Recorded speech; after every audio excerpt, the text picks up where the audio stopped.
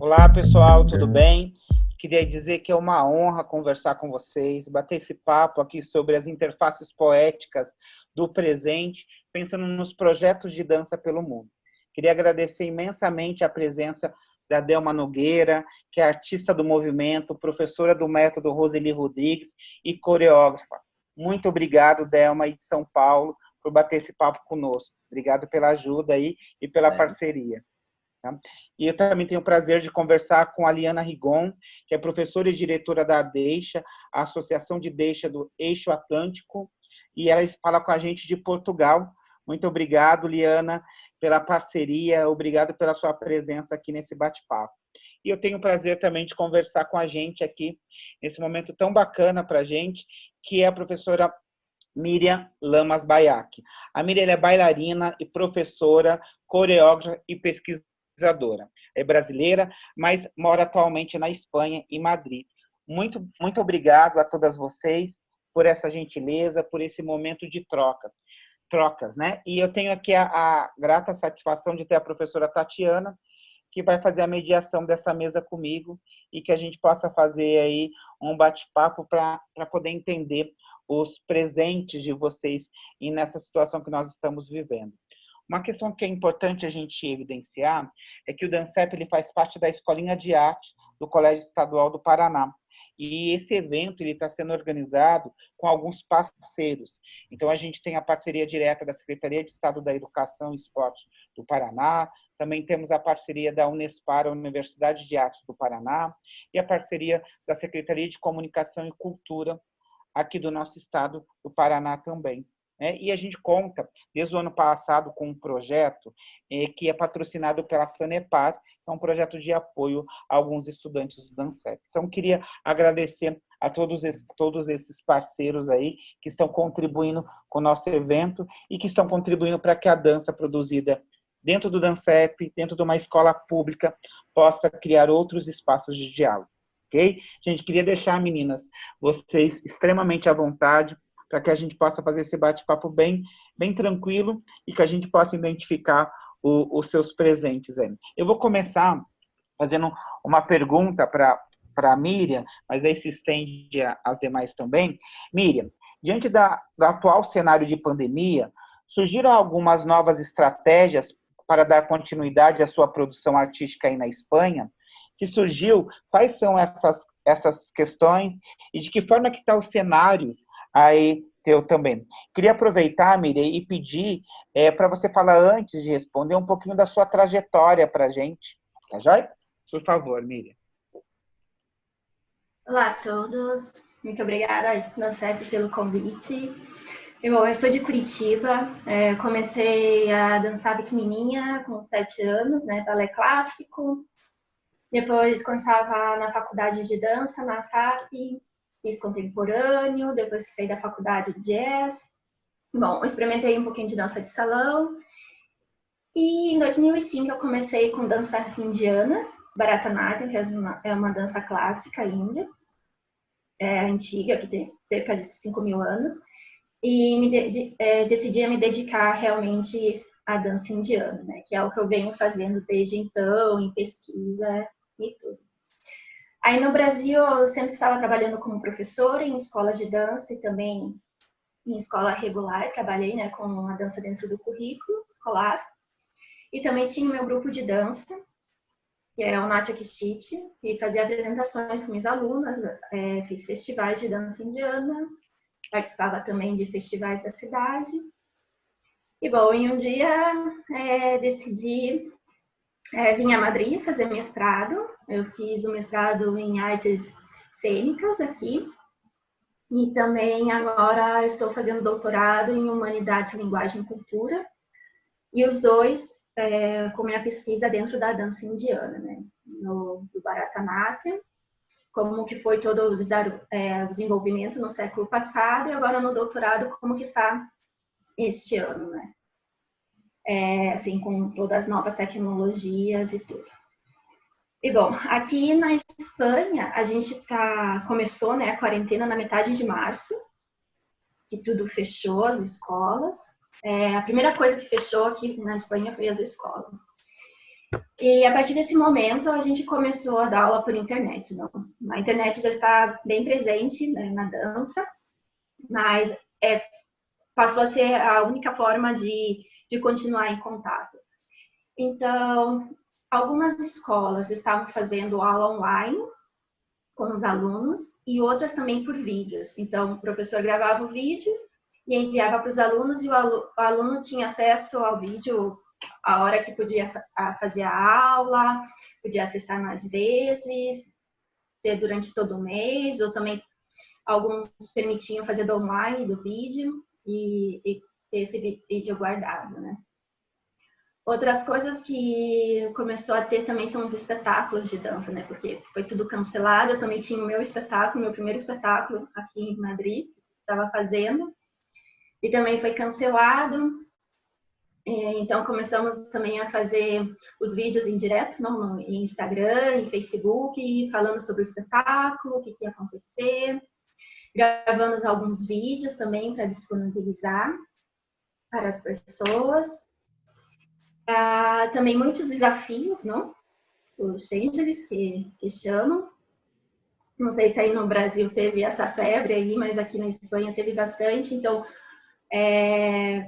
gravar vários tipos de vídeos de dança, e sempre tem alguém responsável para fazer edição e juntar todo mundo e cada vídeo com um tema. E isso, o bom disso, que a gente viu que uniu muita gente. Então, você acaba conhecendo gente que você não conhecia, tanto aqui na própria Espanha como em outros países. No caso da dança indiana, está tendo um festival online, que agora vai ter o 5º, esse fim de semana e o próximo. Então, eles juntam professores de todo mundo para dar aula. E, assim, tanto da América, que da Europa e da Índia. Então, você tem a oportunidade de ter aula com professores que nunca na vida você pensou que ia ter oportunidade. E isso é muito bom, né? Também todas as aulas gratuitas que começaram a estar disponíveis por grandes companhias. Na aula de balé, eu cheguei a fazer com a companhia de Aga Khan, não sei se alguém conhece, mas é um bailarino, na verdade, de Bangladesh, mas trabalha com dança indiana e vive em Londres. E também está relacionado com a Companhia Nacional de Londres. E sua programação tinha aula de balé, aula de abhinaya, que é a expressão, né, na dança indiana, aula de contemporâneo. E, bom, e assim estamos até hoje, porque agora a gente já começou, né, a sair da quarentena. Essa semana algumas escolas voltaram a abrir, mas tem que ter limite, né, tem que ter o distanciamento. E tem muitas escolas que são pequenas, então não tem como manter esse distanciamento entre essas pessoas, então continuo com as aulas online. E as que têm as aulas maiores, né, salas maiores, já estão voltando com grupos reduzidos de alunos. Bacana, Miriam. É legal entender isso, né? Porque vocês estão passando numa outra fase diferente do que nós estamos vivendo aqui no Brasil. E isso é interessante para a gente até como aprendizado. Queria aproveitar o gancho da tua pergunta, Miriam, e perguntar tanto para a Delma quanto para a Liana um pouquinho da trajetória delas por esse universo da dança. Pode ser você, Delma? Pode. Bom, eu dei a sorte de nascer na mesma rua praticamente do Grupo Raça, que é a escola que eu frequentei desde pequena. E estar junto com a Roseli Rodrigues, que é uma mestra do jazz, e ter acesso a todas essas pessoas que por algum momento tiveram por perto dela, desde o balé contemporâneo, que ela foi se misturando e se fundindo depois no percurso. Ela acreditava num corpo muito plural, então, dentro da escola, a gente sempre teve diversas influências, a gente nunca foi, só faça aula disso ou só faça aula daquilo, e eu fui me divertindo com isso durante a vida toda como bailarina, depois já estando ali meio em casa, meio como professora, e aí seguindo a vida. Muitas coisas sobre o corpo me incomodavam, eu fui fazer fisioterapia para entender esse movimento que acontecia dentro, me instigava demais, e aí eu não tive todas as respostas que eu queria, e eu fui mãe lá pelos 30 e poucos, e aí veio mais uma série de perguntas, né? Como você acessa esse modo de aprender, como você acessa um outro ser humano na potência dele, sem ele estar fazendo uma coisa do jeito que você quer, ou manipulado ali. Foi outro processo de aprender a entender esse movimento em outro lugar. E aí esse bolo todo deu Delma. E aí eu vou desenvolvendo as minhas coisas com esses vários olhares aí, com essas várias formas. Delma, e hoje como que você tem trabalhado? Como que esse período de quarentena aqui em São Paulo já iniciou até mais cedo, né? Foi o primeiro foco. Como que você tem lidado com essas adaptações e essas possibilidades de trabalhar? Ainda mais você que já pensa, né, a partir da fisioterapia, essa questão do corpo se adaptando, né, se reorganizando nesse momento. Como que tem sido esse período? Eu acho que as relações com a internet são muito parecidas do que a Miriam já descreveu, né? Nós começamos com a aula online, depois nós tivemos essa questão do vídeo, que ela colocou muito bem, mas que também já gerou logo uma preocupação. Quem liga esse vídeo para a criança e depois que idade que está assistindo? A educação infantil sofreu aqui em São Paulo, tem uma série de regulamentações, por exemplo, que idade que é o adequado para estar fazendo uma aula de dança online? Com 3, né? Questões de lateralidade, de como que está olhando isso, espelho, como é que vai ser dada essa aula, tudo isso foi levantado logo no começo. E aí também, se você grava um vídeo e manda, tem alguém para orientar se essa criança está no piso adequado, num lugar? Então, essas questões ainda reverberam por aqui, gente, isso não está tão bem resolvido. Acho que também tem o lado comercial de tudo isso, que a gente não pode esquecer. Como é que isso funciona, a materialização desse produto que é dança, que você leva a sua filha para uma escola e vê ela lá dentro dançando, e aí na internet o pai não tem esse lugar tão bem organizado, né? Eu tenho que pagar essa mensalidade da academia, não tenho a escola, como é que funciona tudo isso? Então, ainda tem muito que se organizar nesse sentido, porque a gente ainda não saiu dessa fase, ainda estamos nesse lugar ainda de descobertas, né? de adaptação e de levar o que já está estabelecido. Cada escola ficou de uma maneira, o Raça tem trabalhado com aulas online, com alguns bate-papos. Eu percebi que nesse tempo a gente se voltou muito para as questões teóricas, que antes disso era um lugar meio que deixado pela dança por algum momento. Falo isso da dança de academia, não da dança acadêmica, né? A dança da prática mesmo, ela vai deixando um pouco isso de lado. Mas é basicamente esse o processo. As questões de saúde são bem complexas, porque a gente é um país com questões muito sérias nesse sentido, né? Nossa política foi muito negligente no primeiro momento, né? O nosso presidente teve uma postura muito difícil e que refletiu do que está acontecendo hoje, né? A gente não pode deixar de falar disso. O número enorme de mortos, o número... a falta de informação clara, né?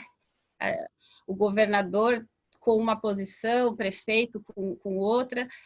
Nós passamos por um tempo, nas 3 primeiras semanas, bem complexo, né? Eu acho que passei do meu tempo respondendo aqui, né? Imagina, não, tranquilo. Para a gente é muito importante ver, né, 3 profissionais em lugares, em contextos muito diferentes, né? A gente compartilha um pouco mais da experiência da Delma aqui, apesar do Paraná também de alguma forma, principalmente no estado, né, ter tomado algumas decisões, e em Curitiba também, né? Essa semana a gente voltou a fechar a diminuir os horários de funcionamento, né? Algumas coisas fecharam por conta de um aumento do número de casos e mortes, então é uma situação um pouco diferente. E as meninas lá na Europa, né, em Portugal e em Espanha, principalmente agora a Liana em Portugal, né, que acho que foi um dos países que melhor lidou com a pandemia, né, no sentido de políticas e propostas. Então acho que já está até num outro contexto, né, para você acho que vai ser quase falado como foi, né, esse momento mais que a gente está vivendo agora, e agora já vendo talvez os reflexos, né, do que aprendeu-se durante o isolamento social. Eu vou passar então a palavra para a Liana. Então, Liana, vou passar a palavra para você contar um pouquinho como que está sendo essa experiência, contar um pouco da tua trajetória na criação da Deixa também, que para nós é tão importante, né? Eu entrei no Dancep em 2016, mas eu sei que na trajetória dessas duas propostas se encontrou ali, né? Quando vocês se conheceram e firmaram essas parcerias, e aí levando o pessoal para Portugal, para Espanha. E aí queria que você falasse um pouquinho da sua trajetória e como que está sendo pensada e repensada a Deixa nesse contexto que a gente está vivendo agora. Exatamente. Eu vou tentar ser breve, porque esse ano eu completo 40 anos de magistério de dança e é muito tempo dedicado a isso, e a trajetória é muito complexa. Mas eu sou gaúcha, eu nasci em Passo Fundo, depois eu fiz a minha formação, iniciei em Carazinho, quer dizer, era uma cidade pequena, né? Fui para Porto Alegre, fiz aula com escolas conhecidas em Porto Alegre, e a trajetória foi se encaminhando para eu ir para o Rio de Janeiro, que é onde eu fiz a faculdade de dança, a antiga faculdade da cidade, que era dirigida pela Dalal Ascar, e que era relacionada com muitos professores docentes do Teatro Municipal, da Escola do Teatro, da Maria Leneva. Então, a faculdade de dança foi feita aí no Rio, e dentro desse contexto eu estava nos anos 80 no Rio de Janeiro, né? Então a gente viveu coisas muito incríveis nessa época, porque foi a época dos musicais, foi a época que a televisão ainda tinha muita dança de qualidade. Eu trabalhei 11 anos na Globo sob a direção da Beth Oliozzi, trabalhei na oficina de atores da emissora, trabalhei como bailarina, trabalhei como atriz. Fiz Cananga do Japão, que foi uma novela também muito importante no momento da novela brasileira. Então, eu digo essa trajetória porque a minha relação com a dança na televisão é muito profunda. Eu tive muita sorte, né, de ter esse contexto, de viver esse momento nessa época no Rio de Janeiro, nesse momento. E depois que eu terminei essa fase de televisão, eu tive uma escola grande, muitos atores que passaram, que estão hoje na mídia, foram meus alunos, tanto dentro da emissora como de uma escola de dança e arte que eu tinha em Niterói. Eu trabalhei também com a Maria Lúcia Prioli, que era um nome muito conhecido na época. Ela fez Chorus Line com Cláudia Raia, que foi a montagem em São Paulo, que foi um fato relevante no teatro musical brasileiro, né, nos anos 80. E esse momento todo que foi vivido foi aportando muita informação. Paralelo com isso, eu fiz magistério, fiz pedagogia, fiz especialização em jardim de infância. Me considero uma educadora, sobretudo, né? Que a minha formação é de educação, a minha base é a educação. E quando vim para a Europa, foi um recomeçar, porque aqui as colegas que estão me ouvindo devem entender o que eu estou falando. A gente vive um contexto muito incrível, porque a dança, a gente acaba descobrindo na Europa que a dança, em qualquer lugar do mundo, é uma arte difícil. E nós enfrentamos dificuldades em todos os lugares. Mas nós temos mais meios aqui a nível de estrutura social. Existem mais espaços e uma organização melhor para que nós possamos iniciar um projeto ou dar início a algo com muita dificuldade, sempre, mas esses meios são mais evidentes e eles são mais claros. Então, eu comecei o processo percebendo o que era necessário aqui, aonde que eu podia ser útil nesse contexto. Eu me nacionalizei espanhola, eu moro em Vigo, e criei um projeto que se chama Deixa, Associação de Dança do Eixo Ibero-Atlântico. É um contexto geográfico que vai desde Corunha, na Espanha, na Galícia, até o Porto, que seria a nossa área principal de atuação. E essa associação nasce destinada a criar um projeto de uma escola de dança rural, que é uma aldeia onde nós temos a associação. O Fernando já esteve lá, conhece o projeto. E nesse projeto nós criamos uma escola de dança com uma metodologia adaptada a esse ambiente e criamos vários projetos de eventos que esse ano foram todos cancelados. E que são eventos que mantêm, digamos, a parte dorsal da associação, tanto na parte econômica como na parte de relação e integração, porque a associação já relaciona os dois países. Normalmente, meus alunos em Portugal, metade são portugueses e metade são espanhóis. A escola é com duas nacionalidades, pelo menos. Então, esse projeto é um projeto diferente, é algo bastante inédito pelo seu tamanho, pelas suas características. Estamos numa área rural de Portugal, não é? E eu acho que eu já fiz um apanhado da minha trajetória e já estou entrando no assunto do nosso tema principal. Quando surge a pandemia e esse contexto que nós estamos vivendo, nós nos vemos numa situação muito mais complexa ainda do que quem está em Madrid ou quem está em Lisboa. Nós estamos numa área rural, estando onde nós estamos, o acesso às novas tecnologias por parte dos avós que ficam com as crianças, das pessoas que orientam, é muito menor. Então, nós tivemos um desafio aí enorme e foi super difícil colocar os nossos alunos online. Conseguimos mais de 50% da escola funcionando online. Mas aí o que acontece? Eu digo para as colegas que falaram sobre as problemáticas que nós estamos tendo com a situação online, e eu acho que o sistema vai requerer uma outra visão até pedagógica do trabalho, para que isso seja realmente útil na formação dos nossos alunos. A gente não pode abandonar o corpo a corpo, a existência da dança dentro de uma sala de aula. Eu acho que isso, infelizmente, o nosso trabalho precisa disso, sim ou sim. Mas a aula online, ela veio para ficar. Ela não vai desaparecer, na minha opinião. Só que nós vamos ter que criar pautas, são necessárias pautas, para que esse trabalho realmente venha a somar alguma coisa no contexto. E não colocar mal nossos alunos ou ser uma coisa que contribua negativamente na formação deles. Então, eu acho que agora vai surgir um momento que nós temos que refletir muito sobre isso. Nós temos um projeto aqui que as aulas são dadas com 2 professores. Uma professora faz a demonstração e outra pessoa apenas corrige os alunos. Fica somente com as correções. Tem dado muito certo. Mas é um trabalho também que exige muita dedicação, né? São 2 profissionais ao invés de 1. E a gente tem que ser profissionais que conheçam os alunos também, que isso ajuda, né? Saber o modo como cada aluno desenvolve, as dificuldades de cada um. Isso no contexto de uma escola regular. Numa aula aberta online para o mundo todo, a gente capta realmente algum conceito, a gente aprende algumas coisas, né? A gente tem a convivência com essas pessoas, que é muito enriquecedora. Mas o contexto de aprendizagem, ele vai ser questionado, na minha opinião, e a gente vai precisar realmente de uma revisão de todo esse contexto. Como encaixar a aula de dança online como um aliado e um instrumento favorecedor na aprendizagem dos nossos alunos. Esse vai ser o grande desafio da nossa época, no caso, né? Então, a gente vai ter que encontrar um espaço para isso. O YouTube já vinha me incomodando bastante, porque existia muita cópia de coreografia, muita gente aprendendo dança online. Isso já é um processo que eu, como educadora, já estava questionando há muito tempo. Era algo que me incomodava profundamente, né?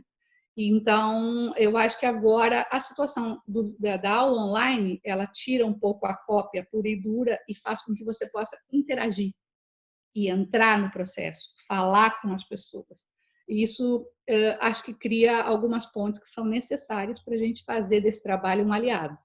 A associação criou um evento agora, até falei com o Fernando, nós temos uma professora do Dancep que se incorporou. A Deixa cancelou todos os eventos. Nossos eventos aqui são considerados grandes eventos, porque reúnem mais de 1.000 bailarinos. Na Europa, 1.000 bailarinos é muita gente. Isso em São Paulo é um chute na moita, né? Como a gente diz, 1.000 pessoas é fácil. Mas na Europa, 1.000 pessoas é população. E 5.000 pessoas de público é multidão, porque não temos esse volume, né, demográfico, principalmente na zona onde nós estamos, que é o norte da Espanha e o norte de Portugal. Portugal teve uma sorte, porque uma semana antes de Espanha entrar, quando a Espanha entrou no processo da pandemia, de fechado, lockdown daqui, Portugal saltou e ganhou uma semana na frente. Então, além da questão presidencial, governamental, lembro sempre que nós estamos geridos por 2 países socialistas, tanto Espanha como Portugal, o governo é socialista, isso é importantíssimo. Na minha opinião, não se pode tirar isso da questão. Eu tenho conversado e os pais concordam que, além da gestão ter sido eficiente, sobretudo, eles tiveram a grande sorte de ganhar essa semana a mais, que definiu o sucesso, né? Depois, culturalmente, os portugueses não são como os espanhóis. Às 7 da tarde, os portugueses jantam, às 9 eles estão indo dormir, às 10 eles já estão dormindo. Os espanhóis jantam às 9 da noite, quando jantam em casa e não estão nas terraças tomando alguma coisa. E vão dormir 11h30, meia-noite. As pessoas não frequentam nem as casas. Aqui, na Espanha, as pessoas costumam marcar tudo numa cafeteria da esquina. As pessoas não têm. Quem está em Madrid, está me ouvindo, sabe que eu estou falando a verdade. Culturalmente, a gente vive um povo de rua, que gosta de rua e que gosta de interagir. Então, tudo isso acabou confluindo no sucesso maior em Portugal, tanto pelo tempo como a própria cultura deles, né? E a dança, no contexto de Portugal, online, que é o que eu quero voltar e fechar, está passando um processo muito difícil. Por quê? Porque não existe uma legislação das aulas online, nem na Espanha, nem em Portugal. Existe uma legislação para os ginásios de esporte, que não funcionam como as escolas de dança e que deveriam ter uma normativa apropriada. Pois nós aqui, tanto na Espanha como em Portugal, estamos brigando por uma legislação sobre isso. E ela não aconteceu até agora. Nós estamos voltando a funcionar com a mesma regra, né, dos ginásios de atividade física. Então, como pode ser uma musculação, uma aula de zumba, enfim, que é uma coisa muito diferente da nossa realidade, né? Mas eu acho que o importante do que eu tenho para aportar é que eu vivo entre 3 mundos, na verdade, né? O projeto do Brasil que eu nunca deixei, eu estou sempre em contato com o Fernando, com o Dancep, com o Rio de Janeiro, com as escolas que eu trabalhei, com a televisão, eu não perdi, eu vou todo ano ao Brasil, esse ano não vou poder ir pela primeira vez. Mas sou espanhola, nasci na Espanha, moro nasci no sentido de nacionalidade, já levo 23 anos aqui, renasci aqui, e o meu contexto cultural é espanhol, e eu criei um projeto em Portugal. Então, eu tenho muita confluência de informação cultural de 3 culturas diferentes, né? Mas acho que a dança está na mesma situação, nos 3 lugares, com agravantes da situação governamental, a falta de direcionamento, a falta de gestão de muitas coisas, não é? Mas nós todos, acho que nesse contexto estamos sofrendo. Eu tenho um sofrimento muito grande, porque eu ainda ontem comentei com uma colega de dança que foi nos tirado o nosso principal instrumento de trabalho, que é o corpo. O músico tem o instrumento, né? O pintor tem as tintas, todas as artes têm. Nós, bailarinos e professores de dança, o corpo é o nosso tudo. E, de repente, esse corpo ficou aprisionado a 2 metros de distância dos outros corpos. E ele está aprisionado numa tela, onde você não pode tocar nem ser tocado. Então, nós vamos viver uma virada muito grande. As nossas coreografias vão mudar. A nossa forma de colocar os alunos em palco vai mudar. Quer dizer, é uma virada total de tudo que nossa geração aprendeu. Eu acho que eu sou a mais velha aqui de todos da mesa. Não sei que idade tem os demais, mas eu tô. E eu acho que a gente está sofrendo um processo muito violento, né? Que tudo que a gente aprendeu da dança, que era troca, que é energia, é sinergia, é suor com suor, era aquela coisa. De repente, nós temos que explorar e viver a dança no extremo oposto, que é um desafio enorme. Então, a nossa arte é a mais sofrida, uma vez mais. Eu acho que a relação, Eliana, eu acho que a relação total com o corpo e com o conceito de relação mesmo, e afeto, ele está se alterando, né? Então, Exato. você tem aí grandes conceitos que fazem parte do conhecimento básico do pensamento da dança, seja em qual estética, ele está sendo reorganizado, né? Miriam, a Liana trouxe algumas ações aí dentro do contexto dela. Você também sentiu esse choque cultural muito grande aí em Madrid?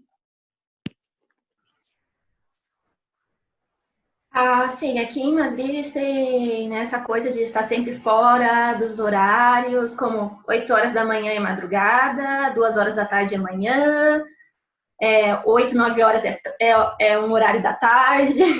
Então, assim, no começo eu sempre ficava confusa, eu nunca sabia exatamente do que eles estavam falando, né? Porque eles têm realmente outro conceito de horário, e essa coisa de estar na rua do espanhol é realmente nas terraças o tempo todo, vão jantar 11 horas da noite. As crianças aqui, eu lembro na primeira semana que eu cheguei, eu tinha ido dançar, que eu tinha um espetáculo, eu já cheguei para fazer um espetáculo aqui. Então, a gente estava atrás do metrô para voltar para casa, e era 1 hora da manhã, e de repente uma praça com crianças sozinhas brincando na praça. E eu... Mas como que pode? São crianças, e cadê os adultos? Ninguém tá cuidando. E 1 hora da manhã, e me falaram, claro, porque do dia faz muito calor, tem que brincar à noite. Eu, tá bom.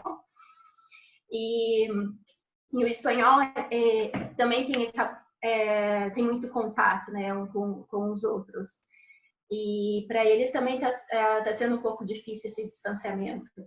Não poder chegar perto das pessoas, agora tá todo mundo se tocando com o cotovelo em vez de um abraço. Então, realmente, esse lado social também mudou, por enquanto, né? Não sei daqui a alguns meses como vai estar, mas as pessoas estão se encontrando. Faz 2 semanas que abriu. As terraças, para quem não sabe, aí no Brasil, seria um espaço aberto de um bar ou de um restaurante, que você está na rua, assim, com as mesas, tomando algo ou comendo. Então, assim, logo que abriu com limite, né, de pessoas reduzidas, já estava todo mundo na rua, porque faz parte da cultura do espanhol ir para as terraças. Uma coisa que me chamou a atenção, que a Delma falou, e pensar em todo esse contexto, o quanto o papel da teoria, né, é importante resgatar, foi importante, né, de resgatar.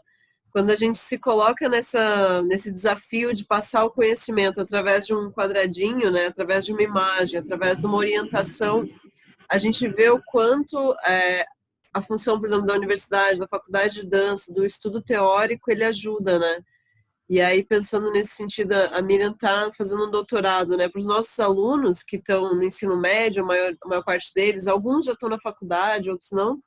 É muito importante ver esse campo da dança, né? Enquanto mercado de trabalho, e pensar no quanto vale a pena, né? Você realmente se aprofundar e descobrir né, entrar a fundo no caminho do estudo, né? E ao ficar em casa também, é claro, né, a gente perde muito essa questão do corpo, do toque, do contato, e mesmo da gente ter essa rotina, né, de se movimentar, mas a gente acaba muitas vezes buscando outras fontes, né, de aprendizado. Vou jogar para a Delma ali, que levantou essa bola também. Como que tem sido isso com os alunos no trabalho? Tem conseguido instigar eles? Até porque também é uma dúvida, uma necessidade nossa aqui, né? Como fazer isso? Deixa eu já aproveitar, Tati, já perguntar também, Delma. Depois queria que você falasse um pouquinho esse método da dona Roseli Rodrigues, se você pudesse ligar na seguida essa questão da Tati, para a gente entender como que vocês chegaram no método dela. Eu tive o prazer de conhecê-la, uma pessoa, não só uma artista, né, mas assim, uma pessoa encantadora, né? Então, eu queria que vocês também aproveitem, pegando o gancho da Tati, se você pudesse trazer um pouquinho dessa experiência também, seria bem legal. Tá, joia. Vamos lá. Vou responder primeiro aqui a Tati. O que eu vi nesse caminho, nessa busca, que da mesma maneira que a Lia pontuou essas questões externas, né, que a gente tem os nossos problemas com o governo, com tudo isso, nós nos voltamos o isolamento nos fez olhar para dentro. E as nossas questões de identidade, de posicionamento, de entender esse lugar de não tem talvez um certo e um errado, talvez tenha o caminho da dança indiana, o caminho da deixa, o caminho da Dancep, o caminho do método Roseli Rodrigues, não tem coerência em cada lugar, mas não tem um um certo ou errado, tem o certo para o seu corpo, para você, para a sua história, para o seu caminho, para o seu percurso. Então, eu tenho olhado para essas questões dessa maneira.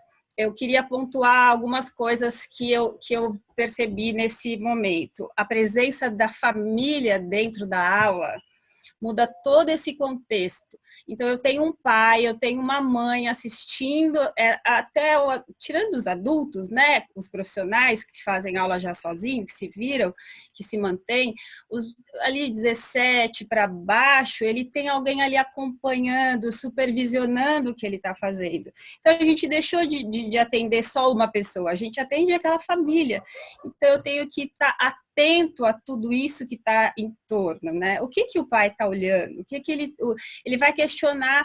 O que meu filho está aprendendo com esse professor? Qual o conteúdo que esse professor está dando? Se ele for um cara despreparado, ele vai ficar para trás. A escola que ele faz parte, por mais que ela queira que ela ame, que ele seja um charme, que ele seja carismático, e quem trabalha como todos aqui há anos, a gente sabe que existe gente assim, que te envolve, mas quando você vai buscar o recheio, o conhecimento, o que ela precisa transferir para o outro, você acha ali um espaço que às vezes não está preenchido.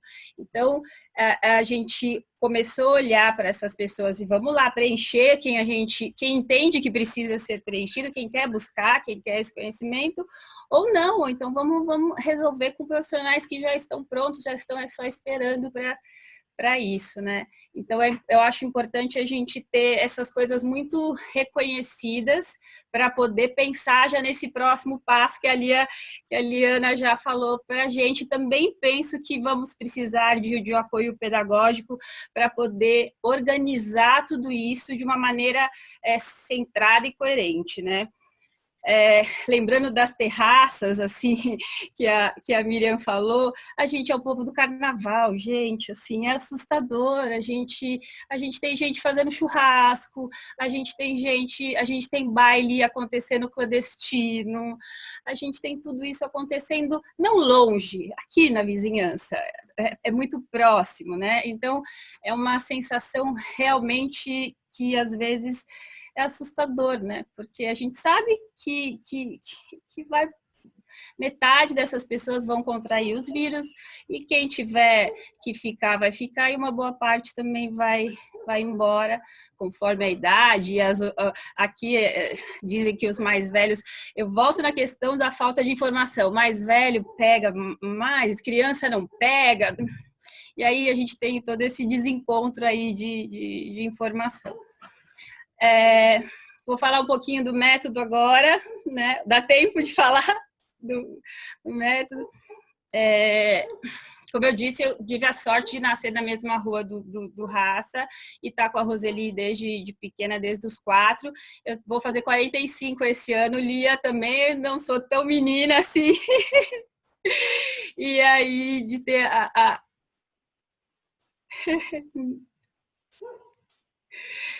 de não ter ter a chance de estar próxima da Roseli durante muito tempo, assim como outros profissionais incríveis dentro da escola, G. Alex, Edson Santos,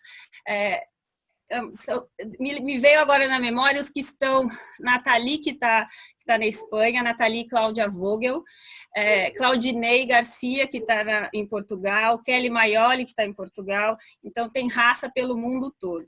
Ela tinha um jeito muito particular de olhar para o corpo, a Roseli. Não tinha gente que não pudesse dançar, até porque ela começou a dançar com 27 anos, ela começou a dançar tarde, ela vem de uma história com a educação física e com as festas populares, festa junina, festa aqui no bairro nós temos nem existe mais, mas tinha uma danceteria e uma coisa que era para ser uma brincadeira tomou um outro vulto e ela com essa paixão que tu também teve em algum momento pela ginástica, começa a promover o grupo, que é o Grupo Raça, e a fazer trabalhos que começaram a fazer sucesso. E ali em 80 e tantos, ela começa a ganhar prêmios em Joinville e começa a olhar para isso de uma forma mais séria. Abre o Grupo Raça, antiga Long Life, né? Que hoje a gente só existe como Grupo Raça, e segue uma carreira aí feito um meteoro, né? E aí são prêmios durante anos seguidos, e aí ela começa com esse pensamento: esse jazz que eu tenho hoje já não me é suficiente, então eu vou trazer o Luiz Arrieta, eu vou trazer a Ivonice, e ela foi se misturando com as outras influências e trazendo isso para os bailarinos também. Então não se admire se um de nós daqui a pouco for até a Miriam para se misturar com dança indiana, for procurar a parte rural lá com a Liane em Portugal, porque essas misturas muito nos interessam. Assim, a gente virou um povo de aproveitar esse processo de humanidade. E acho que vale lembrar que além de ser um processo, a dança servir como um caminho para a educação e para a orientação, desde os processos. Quem trabalhou com criança ou trabalha ainda com criança sabe que a gente ensina desde como colocar meia, até como ajeitar a calcinha, como ajeitar um colanzinho, como prender o cabelo, como acabou de comer, tem que escovar o dente. Você ensina a viver, né? Você vai passando por todos os momentos. Então, esse processo de humanidade também, que eu acho que não é apartado da dança e nem da arte. Ele é um caminho. É isso. Legal. Eu vou estender a pergunta agora para a Miriam, que está nessa prática, né, do estudo, da escrita também, que também já é um isolamento, né? De alguma forma você precisa de um tempo ali para finalizar e pensar também como que você vê essas expectativas para frente, né? Como que isso pode modificar a dança. A dança indiana, ela é uma dança muito minuciosa também, né? Muito cheia de detalhes, né? Muito complexa. E aí eu fico imaginando esse trabalho técnico, né, também, e essa visualização através dessas mídias, dessas salas de reunião, como que isso tem sido? Bom, a quarentena para a tese foi ótimo, né? Porque tive muito tempo para conseguir adiantar muita coisa. Inclusive, no que eu estou investigando, né, estou questionando o que seria a dança indiana hoje, porque a Índia é um país muito tradicional, né? E às vezes não aceita essa coisa, como o Léo estava falando, de buscar em outros lugares conhecimento e trazer para o seu trabalho. Tem muitos profissionais ainda que vê como um preconceito, né? Não vê isso como uma boa coisa. E, na verdade, o que eles consideram que a dança tradicional foi uma reforma que foi feita no século passado, nem é a dança realmente como ela era antes, já é uma dança modificada, que temos hoje considerada como tradicional, é uma dança que não tem 100 anos, né? E o Bharatanatyam, que é uma dança milenária, está sempre mudando. E realmente, concordo com a Helena falou, né, que a gente não tem nenhuma orientação sobre essas aulas online, como deve ser feito, e ter o cuidado de não cair nesses vídeos do YouTube, né, que não dão conhecimento nenhum e que não vai formar uma pessoa profissional. E isso na Índia também é muito complicado, como eles são muito tradicionais, de repente inserir a tecnologia, como que eu vou ensinar através de um vídeo, né? E realmente está sendo um desafio, creio que não só para os indianos, mas também para os outros profissionais e das outras danças também, né? De como ensinar online e como passar toda essa riqueza, não da dança indiana, todos esses detalhes.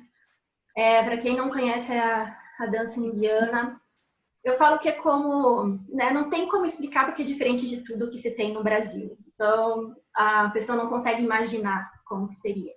Mas é como o balé clássico, que são anos para você se formar, tem uma técnica, tem regras, e tem os movimentos, né, que a Tatiana falou, muito detalhistas, de olhos, de mãos.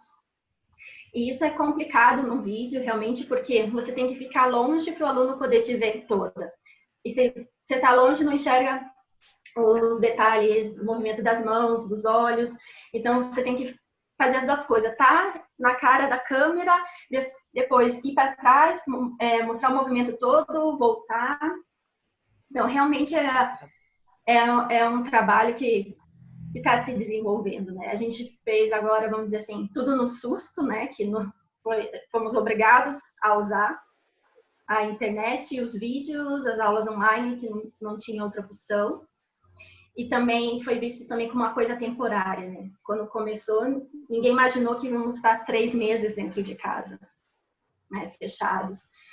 E é uma coisa que realmente, né, apesar da tecnologia já estar na nossa vida há muito tempo, é uma coisa que ainda vai levar um tempo para desenvolver realmente como se precisa, encontrar realmente o método adequado. Aí a importância, né, como também foi falado antes, de ter uma bagagem teórica, de saber o que é uma didática, o que é uma metodologia, como buscar soluções de problemas, buscar caminhos diferentes para ensinar uma mesma coisa. Então, eu acho que vai ser um processo que agora também não vamos deixar de estar online, né? A gente vai continuar aí. Espero que que a gente possa estar de volta presencial logo, mas as aulas online vão continuar acontecendo, né? Até por esse lado bom, de você estar em contato com pessoas que você não poderia, né? Se fosse nas condições normais. Essa reunião como aconteceria, né? Exatamente, a gente acabou se aproximando.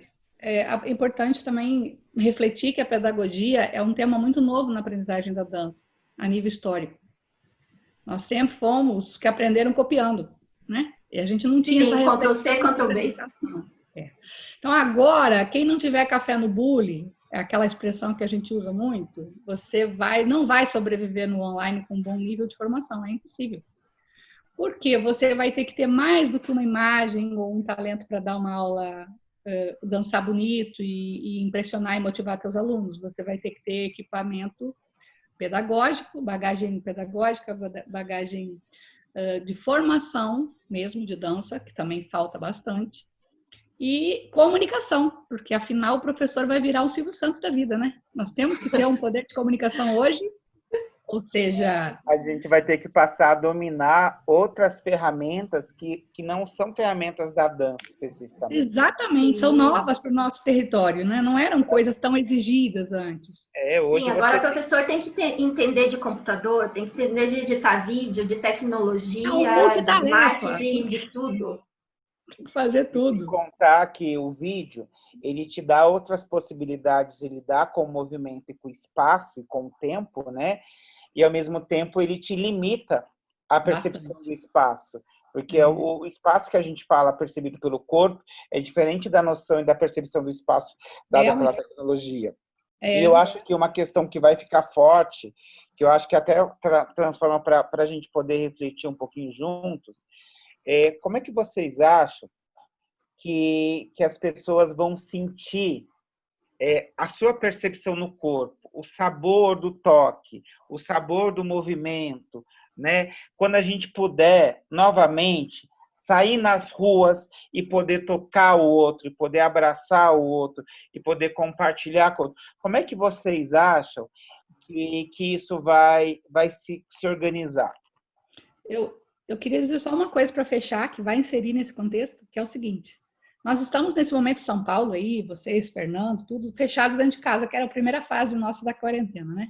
Dançando na sala, dançando na cozinha. Agora nós podemos aqui propor uma aula online com as pessoas usando um espaço de uma garagem, de um jardim, de uma sala de dança que estava fechada. E isso vai mudar, é outro conceito, já saímos do 4x4, né? Que era o teu apartamento, que era a tua casa.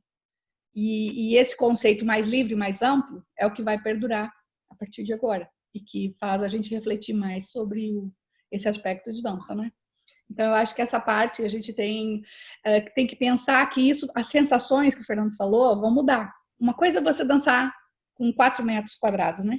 E outra é você dançar com 16 metros quadrados, com 20 metros quadrados. Então, o nosso corpo, ele reage a partir da sensação de liberdade de espaço dançando. A gente precisa do espaço. Então, eu acho que a gente vai viver realmente uma adaptação nessa parte também. E emocionalmente, o toque e essas coisas, tristemente, a nossa geração vai passar o melhor 2 ou 3 anos que vai ter que deixar de usar esses mecanismos que são tão importantes para nós, né, na parte afetiva. Mas o que mais me preocupa são os meus alunos. Porque se eles têm 4 anos agora, 2 anos da vida deles com essa situação, é muito tempo, é quase a metade da vida deles, sem o toque, sem as sensações, sem os abraços. E eles estão construindo a parte afetiva deles. Então, a minha preocupação online tem sido reforçar muito o aspecto emocional dos meus alunos, dar muita atenção à parte das emoções deles. Eu tenho uma aula por semana só para falar e viver coisas com eles a nível emocional de improvisação, que não tem nada a ver com técnica, nada a ver. Porque se eles não tiverem as memórias afetivas trabalhadas, 2 anos numa criança de 4 anos é muito tempo, né? Então, é aquilo que o Fernando falou, essa é a minha preocupação, eu transmito para o grupo. Um adulto, 2 ou 3 anos, já é duro para nós, já é difícil. Mas na vida de uma criança, eu acho que vai ser uma sequela bastante complexa. Nós vamos ter uma geração, depois de 2 anos ou 3 assim, difícil. Nós vamos ter que trabalhar a gente percebe, eu tô com uma criança de 10 anos em casa aqui fechada também já faz algum tempo, o quanto eles também ficam carentes, né? demais. Elas vêm a todo momento aqui, eu tava gravando, ela veio aqui, tipo, oi, tem um intervalo de 5 minutos na aula, ela vem, abraça, quer abraçar toda hora, então...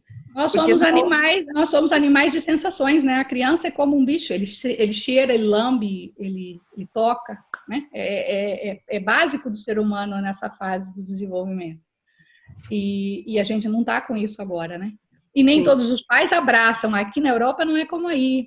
Exatamente. Mas aqui, eu era abraçadora oficial, a beijadora oficial da escola. As crianças chegam em mim se arrastando, eu pareço uma árvore, eu tenho 1,80 m quase de altura.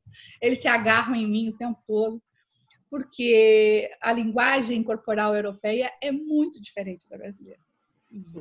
Eles adoram os abraços da gente, eles adoram os beijos da gente. Então, as crianças agora, elas estão sem mim e os pais não são como eu. E os avós também não são como eu. Então, eles enxergam a mim na tela e já ficam assim. Aquela coisa, né, da lembrança, que é o que eu estou falando agora. A gente tem que manter essa atenção, esse carinho, né? Esse querer pela tela. Porque é a recordação, é a memória afetiva que eles têm que ficar bem trabalhada nesses 2 anos para a gente segurar alguma coisa. Vai ser eles vão lembrar, com certeza. Lembro, eu sou muito intensa. Eu sou muito intensa, o Fernando sabe. E para você, Miriam? Bom, aqui também, como a gente, né, já está saindo, as pessoas fazem muitas coisas no parque aqui. Porque também acho que é diferente em Curitiba, que você tem que ter permissão para tudo. Aqui as pessoas podem usar o parque para fazer vídeo, para fazer aula, para tirar foto. Então, no momento que os parques foram abertos de novo, que faz umas 2 semanas, as pessoas estão indo para o parque, né, para ter esse espaço, realmente, porque dentro de casa, assim, a gente se sente preso, né? Meu quarto aqui é super pequenininho, então, e eu divido apartamento com outras 2 pessoas, então eu tinha que pedir para as pessoas, deixem a sala para mim tal dia, tal horário, para que eu possa me mexer. E é o momento que você tem o parque, todo mundo que está dentro de casa, que não tem espaço para se mexer realmente, para fazer o movimento como ele deve ser, estão indo para o parque. E fazem aula no parque, e ensaiam. Tem muitos grupos de teatro também, de canto, estão fazendo seus ensaios no parque. Como que agora está permitido 15 grupos de 15 pessoas. Nós vamos dar aula ao ar livre também em julho agora, no meio de um parque também. Vou botar a criançada abraçando árvore lá, doidado. Pode abraçar árvore, né? Então todo mundo vai agarrar as árvores todinhas lá no parque. Vai ter jeito. É o que a gente vai fazer. Delma, e para você, que sensação que você acha que a gente aqui no Brasil vai ter ao poder tocar o outro novamente sem o medo de você ser contaminado pelo Covid-19? Acho que isso ainda vai levar um tempo para a gente, aqui um tempo diferente de vocês, meninas, Infelizmente. que passam essa sensação para a gente de estarem seguras de um processo consciente. A gente tem essa sensação chegando aqui, que a coisa está sendo feita muito passo a passo, com uma tranquilidade que vocês contam, que chega aqui, essa sensação chega aqui. E que não é o que a gente sente aqui. No último final de semana, quando nós passamos para a fase 2, né, aqui em São Paulo, que seria alguma coisa do comércio aberta, era assustador o que se via na rua, né? Tudo lotado, tudo cheio, então é de causar medo mesmo. É preocupante. Mas, tirando isso, o que eu acredito que fique, e que é muito importante no momento que a gente vive, são as nossas, dentro do nosso espectro de emoções que a gente teve que lidar no isolamento, com as nossas emoções, com o eu indivíduo que não gosto disso, não gosto daquilo, quero isso, quero aquilo. Essa visita interna foi de grande valia. Eu acho que temos algumas manifestações antirracismo, anti-homofobia, que o povo brasileiro demorou para se engajar em questões assim, e que nesses últimos, não sei se está relacionado diretamente à pandemia, mas que as pessoas se colocaram, elas se manifestaram, elas não ficaram em cima do muro. Isso já me dá um respiro, assim. Ainda temos muitos problemas, mas me dá uma esperança na reflexão. Quem se manifestou, pelo menos pensou no assunto. Então, isso já me é um alento no meu coração.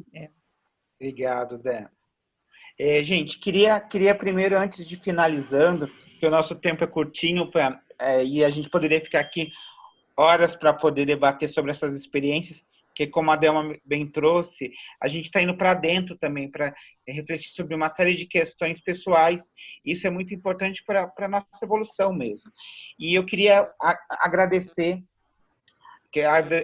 a contribuição de cada uma de vocês e esperar que em breve a gente possa se encontrar pessoalmente, se abraçar, e que como essa conexão com as redes sociais, com a internet, eu acho que isso vai ficar para um momento próximo, né? Assim que a gente puder sair às ruas, eu acho que a gente continua, né? Que a gente possa continuar pelas ações do DANCEP, pelas relações aí com raça, com o trabalho da Delma, com o trabalho da Liana lá na Deixa, com as conexões que a Miriam pode desenvolver com a gente lá em Madrid, né? E que a gente continue esse bate-papo pessoalmente depois, que assim que a gente puder sair, a gente consiga fazer com que a dança em corpo, no seu estado de presencialidade, ele aconteça. Então, para terminar esse nosso bate-papo, eu queria propor assim, o que fica para vocês dessa nossa conversa,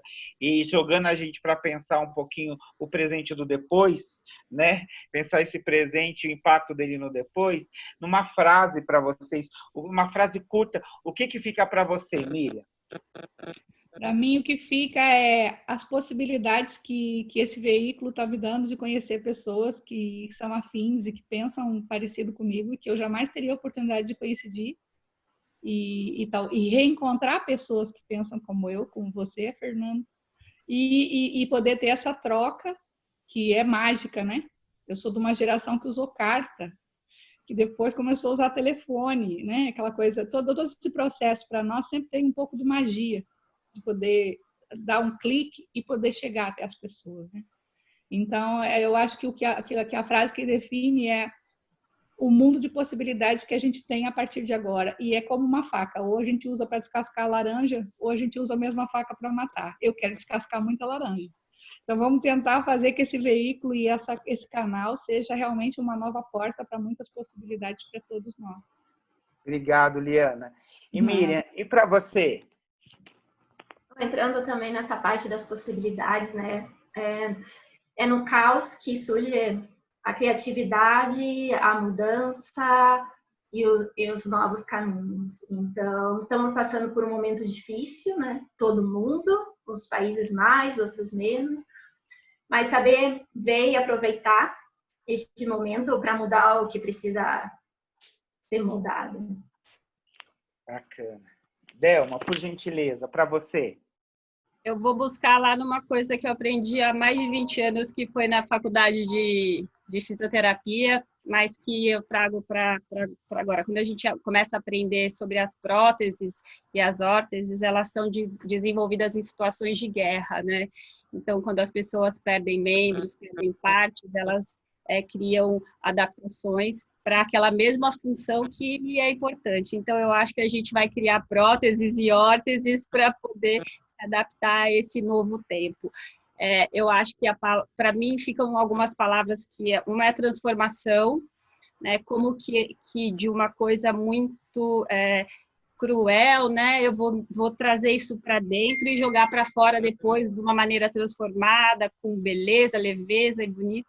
E acesso, é um presente, eu olho para cada quadradinho, eu que sou avessa a computador, nunca gostei, e eu sou daquelas professoras que pega na perna e vira, e ajeita, e põe a mão, e transpira, e eu sou intensa, assim como a Liana, né? Eu sou de agarrar. E beijo, e abraço, e aperto as pequenas, e abraço mãe, e vem aqui, conversa, quero saber se está tudo bem, o que ela comeu hoje, que ela está moadinha, assim, a gente vai invadindo mesmo e vira parte da mesma família. Então, a gente perdeu esse acesso tão direto, mas criou outros acessos, e eu digo que é um presente. Quando ele foi tirar foto, que a gente visualiza o rosto de cada um, eu olho, mas que presente a Tatiana, eu nunca ia ter a chance de conseguir conhecer a Tatiana ou a Miriam, que está lá em Madrid, que está em outro caminho, vai para a dança indiana, quanta coisa eu gostaria de perguntar para ela, quanta riqueza que tem ali dentro, e assim com todos. Assim. Então, o acesso que a internet trouxe é o melhor presente nesse momento para mim. Obrigado. Tati, para você. Gente, eu acho que é isso, a proximidade, né? Da gente enquanto ser humano, embora esteja tão distante, mas vivenciando as mesmas questões, né? Enquanto ser humano mesmo, enquanto experiência de vida, cada um da sua experiência particular, mas ao mesmo tempo conectado. Isso que a Delma falou, né? É isso, a gente não poderia estar juntas, talvez aqui falando sobre qualquer coisa, se não fosse esse contexto. Mas mesmo na dança, né, às vezes as experiências distintas, elas acabam se afastando. E o seminário sempre teve essa característica, né, de aproximar o campo da dança. A gente consegue aproximar de mais longe espacialmente, mas, de novo, essa aproximação que a gente tem enquanto gente que é letrado nessa arte do movimento, né, se conecta e se entrelaça ainda mais. Então, de novo, eu acho que o diálogo, ele aproxima, né, essa troca aproxima. Então, para mim também foi incrível, assim, conhecer a Eliana pessoalmente, que já ouvi falar tanto de você. Porque a gente tem, é meio recorrente, né, Fernando? Tomara que ela tenha ouvido falar bem, né, Fernando? Mas a gente não, bastante. Não, mas agora a apresentação, a sua presença já dispensou qualquer outra fala, porque é isso, é essa pessoa intensa mesmo e verdadeira e que consegue conectar também, né, esses 3 países diferentes, linguagens e potencialidades diferentes, inclusive aqui, né, nesse momento que a gente está vivendo. Miriam também conheço, né, do lado de trás, e ver você desenvolvendo esse trabalho aí foi muito legal, assim, perceber o quanto continua forte, né, e potente essa vontade de pensar a dança na dança indiana nesse momento. E Delma, também um prazer conhecê-la. Obrigada por todos os conhecimentos e saberes compartilhados aí, experiência. E eu também, eu só queria dizer assim, o Fernando a gente já se conhece, já é uma situação, considero uma pessoa já do meu círculo de amizade, tenho um carinho enorme pela pessoa do Fernando, independente do profissional, né? Mas eu quero agradecer e a oportunidade de conhecer vocês também, as meninas que estiveram aí na reunião, me colocar humildemente à disposição.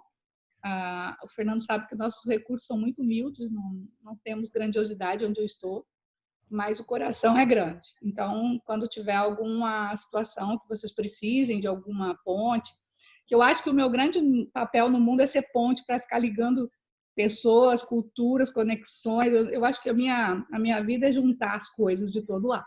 Então, eu acho que se tiver a oportunidade do pessoal de São Paulo, da Delma, ou mesmo a que está em Madrid, ou mesmo você que está falando comigo, né, que trabalha com o Fernando, eu estou aqui à disposição e o que eu puder colaborar e somar no projeto de cada um de vocês na dança, nós estamos aqui para isso também.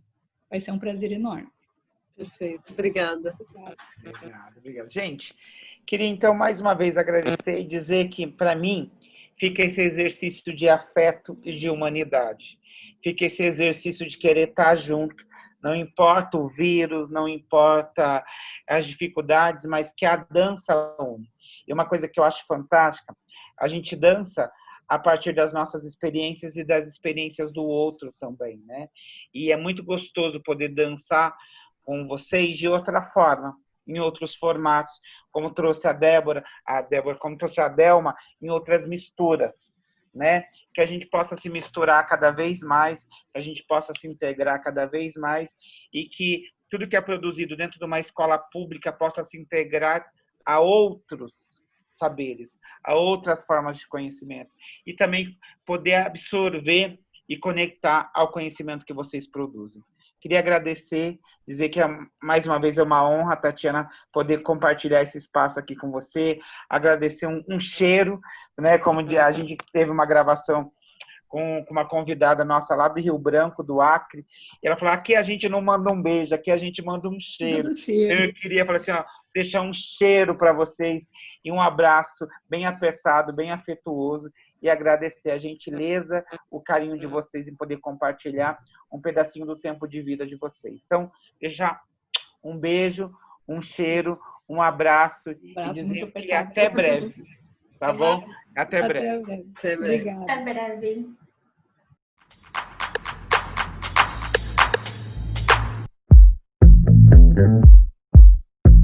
Thank you.